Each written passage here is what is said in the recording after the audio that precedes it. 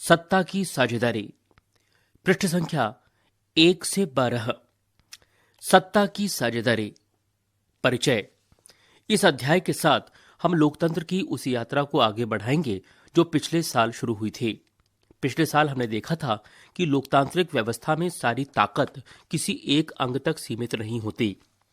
विधायिका, कार्यपालिका और न्यायपालिका के बीच पूरी समझ के साथ सत्ता को विकेंद्रित कर देना लोकतंत्र के कामकाज के लिए बहुत जरूरी है। पहले 3 अध्यायों में हम सत्ता के बंटवारे पर सोच विचार को आगे बढ़ाएंगे। आइए हम बेल्जियम और श्रीलंका की 2 कथाओं के साथ शुरुआत करते हैं। ये दोनों घटनाएं बताती हैं कि विभिन्न लोकतांत्रिक शासन पद्धतियां सत्ता के बंटवारे की मांग में किस तरह निपटती हैं। इन घटनाओं से यह समझने में कुछ मदद मिलेगी कि आखिर लोकतंत्र में सत्ता के बंटवारे की जरूरत क्यों होती है। इससे हम सत्ता के बंटवारे के उन रूपों पर बातचीत कर सकेंगे जिनकी चर्चा अगले 2 अध्यायों में की गई है। बेल्जियम और श्रीलंका। बेल्जियम यूरोप का एक छोटा सा देश है। क्षेत्रफल में हमारे हरियाणा राज्य से भी छोटा। इसकी सीमाएं फ्रांस, नीदरलैंड, जर्मनी और लग्जमबर्ग से लगती हैं। इसकी आबादी 1 करोड़ से थोड़ी अधिक है, यानी हरियाणा की आबादी से करीब आधी। इस छोटे से देश के समाज की जातीय बनावट बहुत जटिल है। देश की कुल आबादी का 59% हिस्सा फ्लैमिश इलाके में रहता है और डच बोलता है। शेष 40% लोग वेलोनिया क्षेत्र में रहते हैं और फ्रेंच बोलते हैं। शेष 1% लोग जर्मन बोलते हैं। राजधानी ब्रुसेल्स के 80% लोग फ्रेंच बोलते हैं और 20% लोग डच भाषा। अल्पसंख्यक फ्रेंच भाषी लोग तुलनात्मक रूप से ज्यादा समृद्ध और ताकतवर रहे हैं। बहुत बाद में जाकर आर्थिक विकास और शिक्षा का लाभ पाने वाले डच भाषी लोगों को इस स्थिति से नाराजगी थी। इसके चलते 1950 और 1960 के दशक में फ्रेंच और डच बोलने वाले समूहों के बीच तनाव बढ़ने लगा। इन दोनों समुदायों के टकराव का सबसे तीखा रूप ब्रुसेल्स में दिखा। यह एक विशेष तरह की समस्या थी। डच बोलने वाले लोग संख्या के हिसाब से अपेक्षाकृत ज्यादा थे, लेकिन धन और समृद्धि के मामले में कमजोर और अल्पमत में थे। आइए इस स्थिति की तुलना एक और देश से करें। श्रीलंका एक द्वीपीय देश है जो तमिलनाडु के दक्षिण क्षेत्र में कुछ किलोमीटर की दूरी पर स्थित है। इसकी आबादी करीब 2 करोड़ है, यानी हरियाणा के बराबर। दक्षिण एशिया के अन्य देशों की तरह श्रीलंका की आबादी में भी कई जातीय समूहों के लोग हैं। सबसे प्रमुख सामाजिक समूह सिंहलियों का है, जिनकी आबादी कुल जनसंख्या की 74% है। फिर तमिलों का नंबर आता है, जिनकी आबादी कुल जनसंख्या में 18% है। तमिलों में भी 2 समूह हैं, श्रीलंकाई मूल के तमिल 13% और हिंदुस्तानी तमिल, जो औपनिवेशिक शासनकाल में बागानों में काम करने के लिए भारत से लाए गए लोगों की संतान हैं। मौजूदा श्रीलंका के नक्शे पर गौर करें तो पाएंगे कि तमिल मुख्य रूप से उत्तर और पूर्वी प्रांतों में आबाद हैं। अधिकतर सिंहली भाषी लोग बौद्ध हैं, जबकि तमिल भाषी लोगों में कुछ हिंदू हैं और कुछ मुसलमान। श्रीलंका की आबादी में ईसाई लोगों का हिस्सा 7% है और वे सिंहली और तमिल दोनों भाषाएं बोलते हैं। श्रीलंका में बहुसंख्यकवाद। सन 1948 में श्रीलंका स्वतंत्र राष्ट्र बना। सिंहली समुदाय के नेताओं ने अपनी बहुसंख्या के बल पर शासन पर प्रभुत्व जमाना चाहा। इस वजह से लोकतांत्रिक रूप से निर्वाचित सरकार ने सिंहली समुदाय की प्रभुत्व कायम करने के लिए अपनी बहुसंख्यक परस्ती के तहत कई कदम उठाए। 1956 में एक कानून बनाया गया, जिसके तहत तमिल को दरकिनार करके सिंहली को एकमात्र राजभाषा घोषित कर दिया गया। विश्वविद्यालयों और सरकारी नौकरियों में सिंहलियों को प्राथमिकता देने की नीति भी चली। नए संविधान में यह प्रावधान भी किया गया कि सरकार बौद्ध मत को संरक्षण और बढ़ावा देगी। एक एक करके आए इन सरकारी फैसलों ने श्रीलंकाई तमिलों की नाराजगी और शासन को लेकर उनमें बेगाना पर बढ़ाया। उन्हें लगा कि संविधान और सरकार की नीतियां उन्हें समान राजनीतिक अधिकारों से वंचित कर रही हैं। नौकरियों और फायदे के अन्य कामों में उनके साथ भेदभाव हो रहा है और उनके हितों की अनदेखी की जा रही है। परिणाम यह हुआ कि तमिल और सिंहली समुदायों के संबंध बिगड़ते चले गए। श्रीलंकाई तमिलों ने अपनी राजनीतिक पार्टियां बनाई और तमिल को राजभाषा बनाने, क्षेत्रीय स्वायत्तता हासिल करने तथा शिक्षा और रोजगार में समान अवसरों की मांग को लेकर संघर्ष किया। लेकिन तमिलों की आबादी वाले इलाके की स्वायत्तता की उनकी मांगों को लगातार नकारा गया। 1980 के दशक तक उत्तर पूर्वी श्रीलंका में स्वतंत्र तमिल ईलम सरकार बनाने की मांग को लेकर अनेक राजनीतिक संगठन बने। श्रीलंका में दो समुदायों के बीच पारस्परिक अविश्वास ने बड़े टकराव का रूप ले लिया। यह टकराव गृह युद्ध में परिणत हुआ। परिणाम स्वरूप दोनों पक्ष के हजारों लोग मारे जा चुके हैं। अनेक परिवार अपने मुल्क से भागकर शरणार्थी बन गए हैं। इससे भी कई गुना ज्यादा लोगों की रोजी रोटी चौपट हो गई है। आपने पढ़ा है कि हमारे क्षेत्र के देशों में आर्थिक विकास, शिक्षा और स्वास्थ्य के मामले में श्रीलंका का रिकॉर्ड सबसे अच्छा है, पर वहां के गृह युद्ध से मुल्क के सामाजिक, सांस्कृतिक और आर्थिक जीवन में काफी परेशानियां पैदा हुई हैं। बेल्जियम की समझदारी।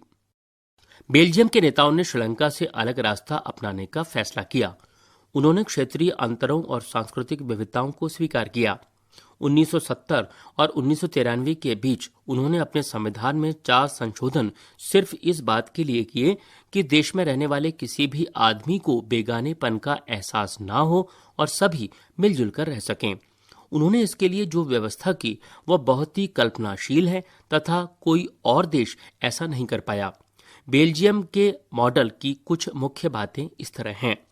संविधान में इस बात का स्पष्ट प्रावधान है कि केंद्रीय सरकार में डच और फ्रेंच भाषी मंत्रियों की संख्या समान रहेगी। कुछ विशेष कानून तभी बन सकते हैं जब दोनों भाषाई समूह के सांसदों का बहुमत उसके पक्ष में हो। इस प्रकार किसी एक समुदाय के लोग एक तरफा फैसला नहीं कर सकते। केंद्र सरकार की अनेक शक्तियां देश के 2 इलाकों की क्षेत्रीय सरकारों को सुपुर्द कर दी गई हैं, यानी राज्य सरकारें केंद्रीय सरकार के अधीन नहीं हैं। ब्रुसेल्स में अलग सरकार है और इसमें दोनों समुदायों का समान प्रतिनिधित्व है। फ्रेंच भाषी लोगों ने ब्रुसेल्स में समान प्रतिनिधित्व के इस प्रस्ताव को स्वीकार किया क्योंकि डच भाषी लोगों ने केंद्रीय सरकार में बराबरी का प्रतिनिधित्व स्वीकार किया था। केंद्रीय और राज्य सरकारों के अलावा यहां एक तीसरे स्तर की सरकार भी काम करती है, यानी सामुदायिक सरकार। इस सरकार का चुनाव एक ही भाषा बोलने वाले लोग करते हैं। डच, फ्रेंच और जर्मन बोलने वाले समुदायों के लोग चाहे वे जहां भी रहते हों इस सामुदायिक सरकार को चुनते हैं। इस सरकार को संस्कृति, शिक्षा और भाषा जैसे मसलों पर फैसले लेने का अधिकार है। आपको बेल्जियम का मॉडल कुछ जटिल लग सकता है। निश्चित रूप से यह जटिल है, खुद बेल्जियम में रहने वालों के लिए भी, पर यह व्यवस्था बेहद सफल रही है। इससे मुल्क में गृह युद्ध की आशंकाओं पर विराम लग गया है, वरना गृह युद्ध की स्थिति में बेल्जियम भाषा के आधार पर 2 टुकड़ों में बढ़ गया होता। जब अनेक यूरोपीय देशों ने साथ मिलकर यूरोपीय संघ बनाने का फैसला किया तो ब्रुसेल्स को उसका मुख्यालय चुना गया। बेल्जियम और श्रीलंका की इन कथाओं से हमें क्या शिक्षा मिलती है? दोनों ही देश लोकतांत्रिक हैं, फिर भी सत्ता में साझेदारी के सवाल को उन्होंने अलग अलग ढंग से निपटाने की कोशिश की। बेल्जियम के नेताओं को लगा कि विभिन्न समुदाय और क्षेत्रों की भावनाओं का आदर करने पर ही देश की एकता संभव है। इस एहसास के चलते दोनों पक्ष सत्ता में साझेदारी करने पर सहमत हुए। श्रीलंका में ठीक उल्टा रास्ता अपनाया गया। इससे यह पता चलता है कि अगर बहुसंख्यक समुदाय दूसरों पर प्रभुत्व कायम करने और सत्ता में उनको हिस्सेदार न बनाने का फैसला करता है तो इससे देश की एकता ही संकट में पड़ सकती है। सत्ता की साझेदारी क्यों जरूरी है?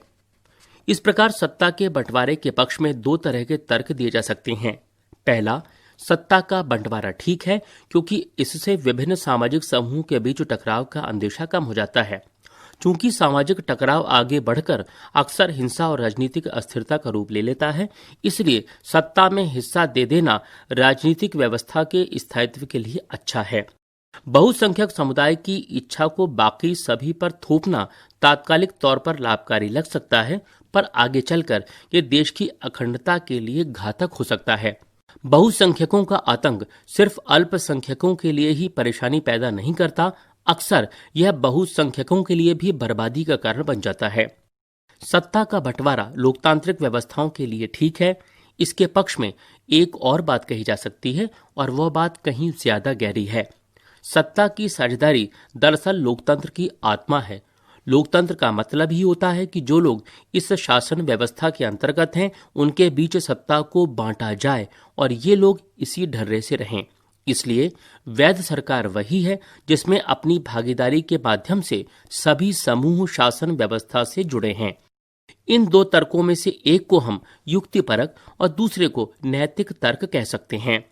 युक्तिपरक या समझदारी का तर्क लाभकर परिणामों पर जोर देता है, जबकि नैतिक तर्क सत्ता के बंटवारे के अंतर्भूत महत्व को बताता है।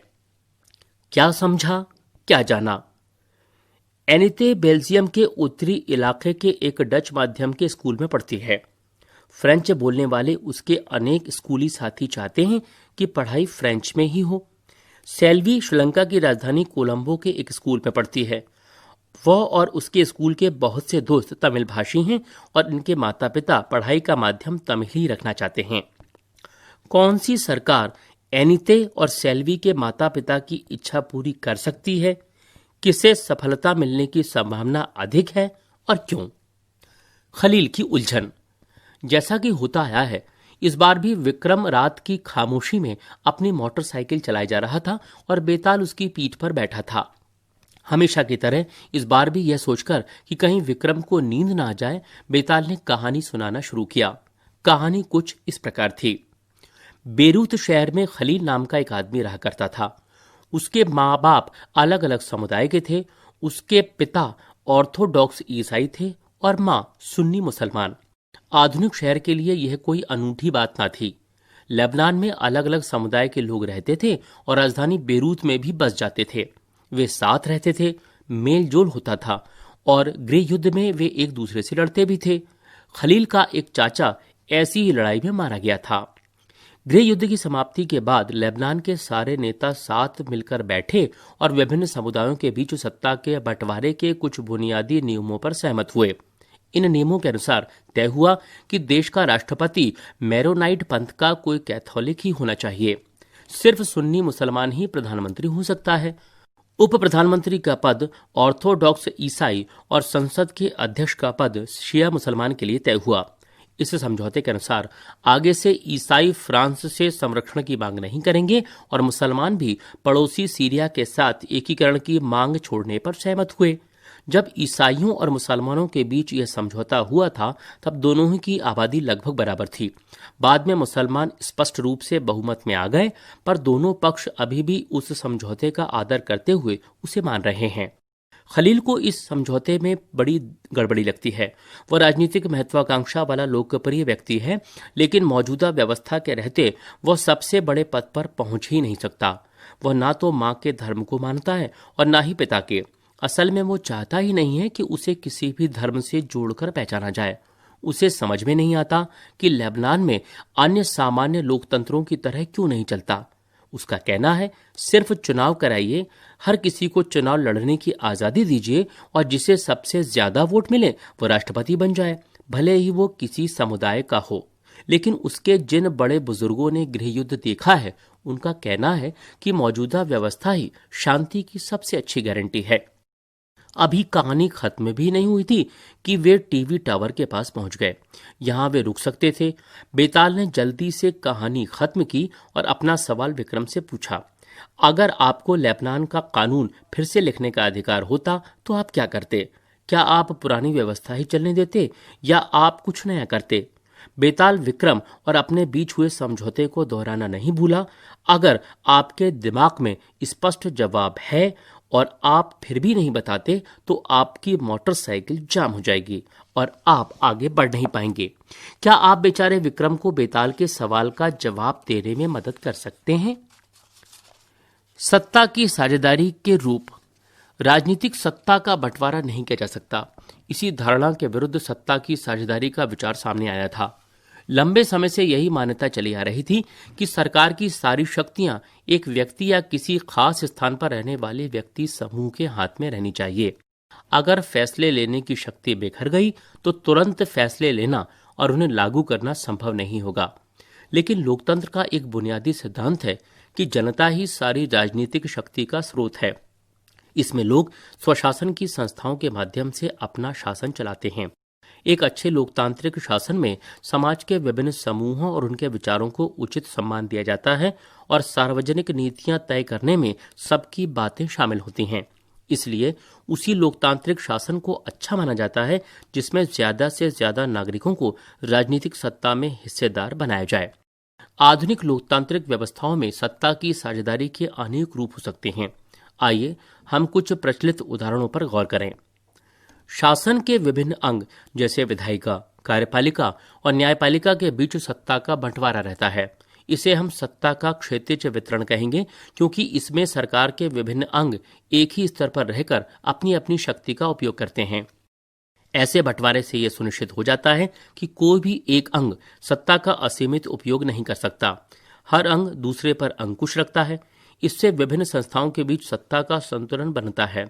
लोकतांत्रिक संस्थाओं के बारे में 9वीं कक्षा में पढ़ते हुए हमने देखा था कि हमारे देश में कार्यपालिका सत्ता का उपयोग करती जरूर है, पर यह संसद के अधीन कार्य करती है। न्यायपालिका की नियुक्ति कार्यपालिका करती है, पर न्यायपालिका ही कार्यपालिका पर और विधायिका द्वारा अपनाए गए कानूनों पर अंकुश रखती है। इस व्यवस्था को नियंत्रण और संतुलन की व्यवस्था भी कहते हैं। सरकार के बीच भी विभिन्न स्तरों पर सत्ता का बंटवारा हो सकता है, जैसे पूरे देश के लिए एक सामान्य सरकार हो और फिर प्रांत या क्षेत्रीय स्तर पर अलग अलग सरकार रहे। पूरे देश के लिए बनने वाली ऐसी सामान्य सरकार को अक्सर संघ या केंद्र सरकार कहते हैं। प्रांतीय या क्षेत्रीय स्तर की सरकारों को हर जगह अलग अलग नामों से पुकारा जाता है। भारत में हम इन्हें राज्य सरकार कहते हैं। हर देश में बंटवारा ऐसा ही नहीं है।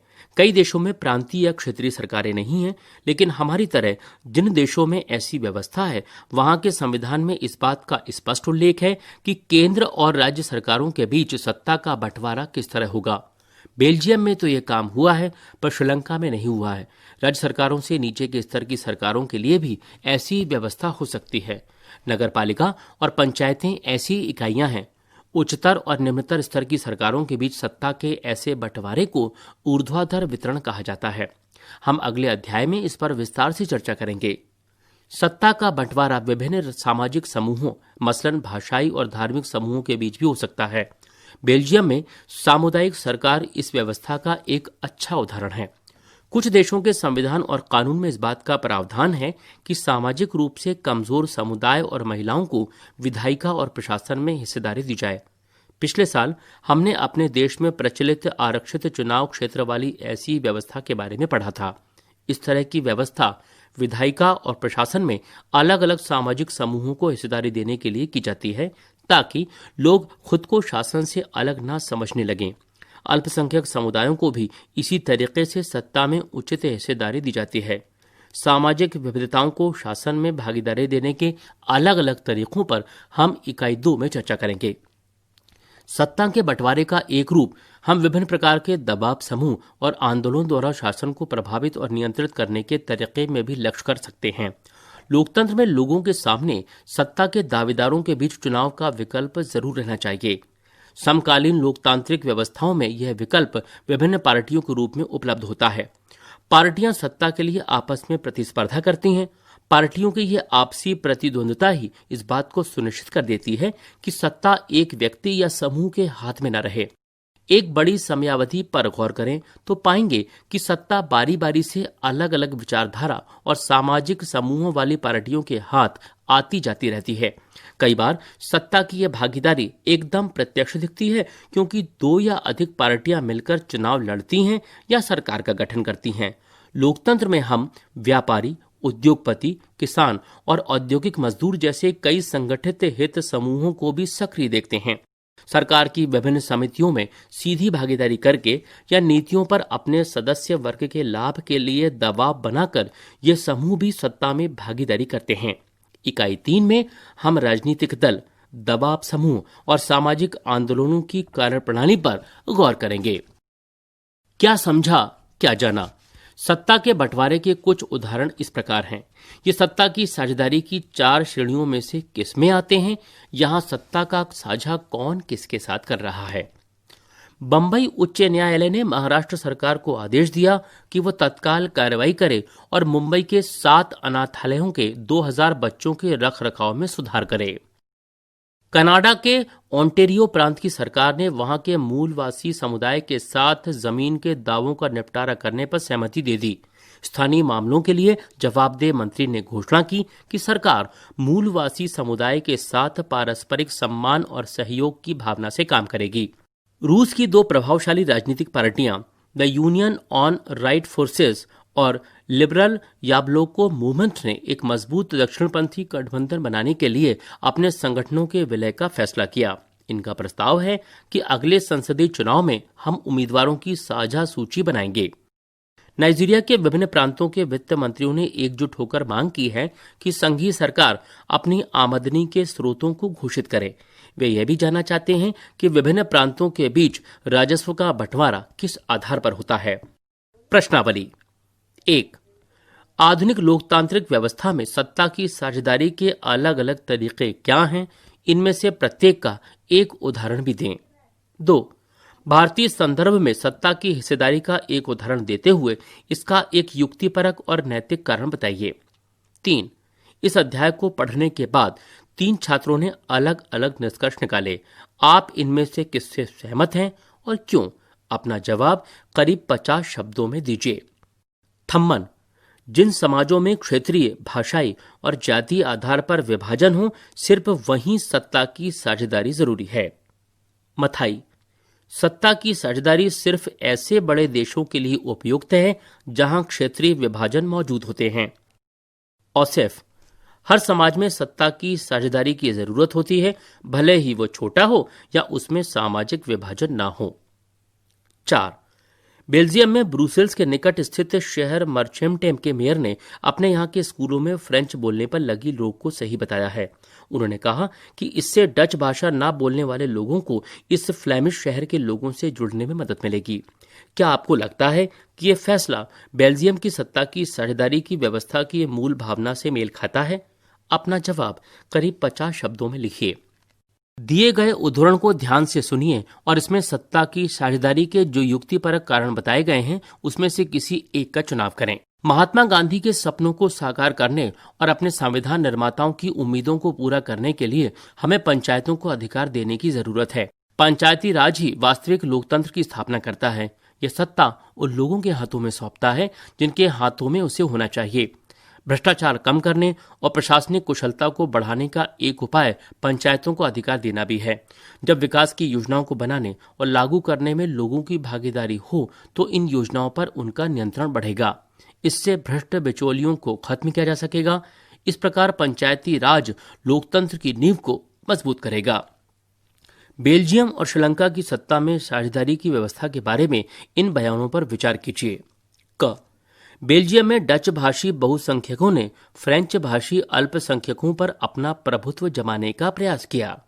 ख सरकार की नीतियों ने सेहली भाषी बहुसंख्यकों का प्रभुत्व बनाए रखने का प्रयास किया। ग अपनी संस्कृति और भाषा को बचाने तथा शिक्षा तथा रोजगार में समानता के अवसर के लिए श्रीलंका के तमिलों ने सत्ता को संघीय ढांचे पर बांटने की मांग की। घ बेल्जियम में एकात्मक सरकार की जगह संघीय शासन व्यवस्था लाकर मुल्क को भाषा के आधार पर टूटने से बचा लिया गया।